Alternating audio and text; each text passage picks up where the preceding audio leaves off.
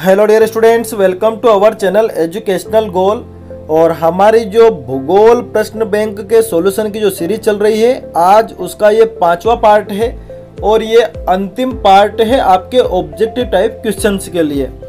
तो इससे पहले एक ज़रूरी बात जो मैं हर बार कहता हूँ कि हमारे चैनल एजुकेशनल गोल को सभी सब्सक्राइब करें, क्योंकि अधिकतर व्यूअर्स वही हैं जो वीडियो देख लेते हैं लेकिन सब्सक्राइब नहीं करते हैं या करना भूल जाते हैं। तो मैं उन्हें याद दिला देता हूं, अगर आप हमारे सब्सक्राइबर की जो संख्या है वो बढ़ती है तो उससे हमें मोटिवेशन मिलता है और हमें लगता है कि लोग हमारे साथ जुड़ रहे हैं। तो आप ज़रूर सब्सक्राइब करें और आप हमारे टेलीग्राम चैनल एजुकेशनल गोल को भी ज्वाइन करें ताकि हम आपको सीधे PDF भेज सकें। तो चलिए स्टार्ट करते हैं हमारा वीडियो।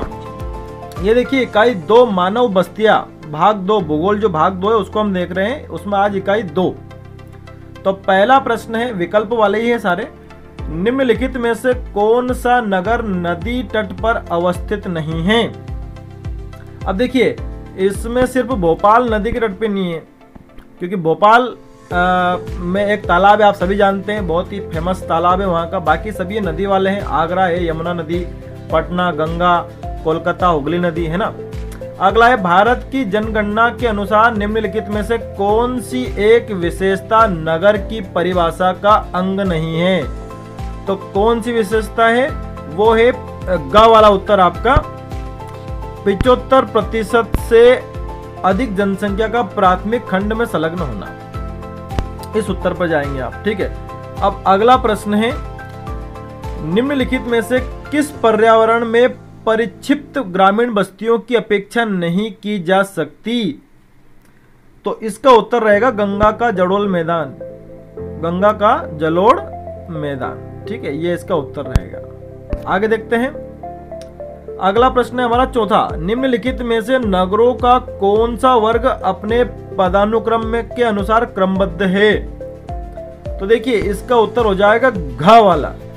वृहत मुंबई, कोलकाता, दिल्ली और चेन्नई, ये बिल्कुल सही क्रम है। ठीक है, अब आगे बढ़ते हैं हम इकाई 3 पर। जल संसाधन, खनिज तथा ऊर्जा संसाधन भारत के संदर्भ में नियोजन और सतत पोषणीय विकास, इसमें भी विकल्प है। और पहला प्रश्न है, निम्नलिखित में से जल किस प्रकार का संसाधन है? देखिए, यहाँ चक्रीय आना था और चक्रीय अगर होता तो ये हमारा उत्तर सही होता। अब इसमें अचक्रीय आ गया है, पता नहीं ऐसा क्यों हुआ है, टाइपिंग मिस्टेक हो सकती है। तो जल एक चक्रीय संसाधन है जिसका पुनः चक्रण संभव है। ठीक है, आगे देखते हैं। निम्नलिखित दक्षिण भारतीय राज्यों में से किस राज्य में भौम जल उपयोग इसके कुल भौम जल संभाव्य से ज्यादा है? यानी कि वो कौन सा राज्य है जहां का भूमिगत जल बहुत ज्यादा उपयोग कर लिया गया, जितना है उतना था नहीं, मतलब जमीन के अंदर। तो वो है तमिलनाडु। आपको पता है चेन्नई में अगर 800 फीट भी अगर बोरिंग की जाती है तो पानी नहीं निकलता है। तो ये वही है तमिलनाडु, राजधानी चेन्नई। ठीक है, आगे देखते हैं। देश में प्रयुक्त कुल जल का सबसे अधिक समानुपात निम्नलिखित सेक्टरों में से किस सेक्टर में है? तो इसका उत्तर हो जाएगा सिंचाई। ठीक है, अगला है, निम्नलिखित में से किस राज्य में प्रमुख तेल क्षेत्र है? तो ये आप सभी को पता है, असम। असम ही प्रमुख तेल क्षेत्र है हमारे देश में। आगे देखते हैं हम।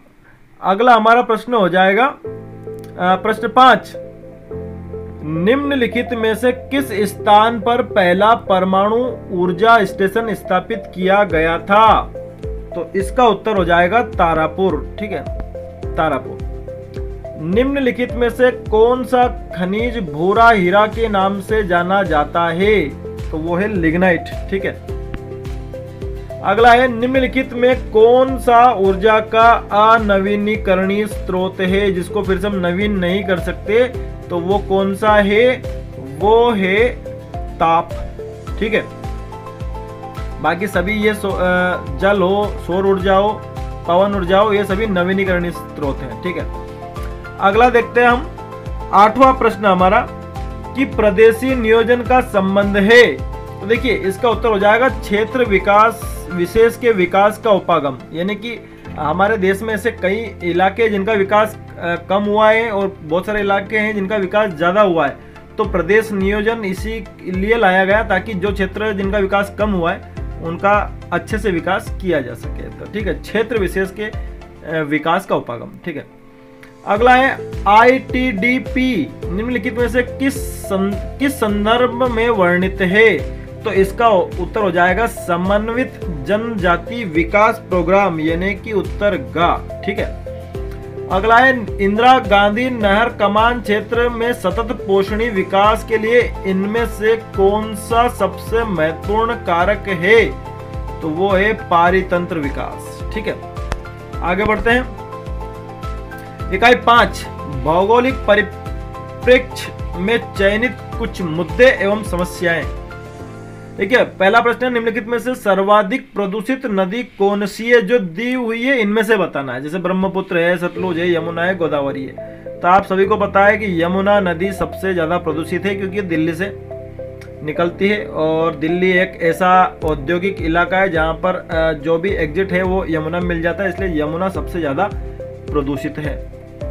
निम्नलिखित में से कौन सा रोग जल जन्य है? यानी कि कौन सा रोग है जो जल के कारण उत्पन्न होता है? तो अतिसार।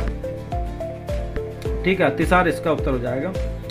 अगला है निम्नलिखित में से कौन सा अम्ल वर्षा का एक कारण है? आप सभी को पता है कि हवा में उपस्थित जितने भी एसिड है वो पानी के साथ क्रिया करके अम्लीय वर्षा करते हैं। तो जाहिर सी बात है वायु प्रदूषण के कारण होता है। ठीक है, प्रतिकर्ष और उपकर्ष कारक उत्तरदायी है।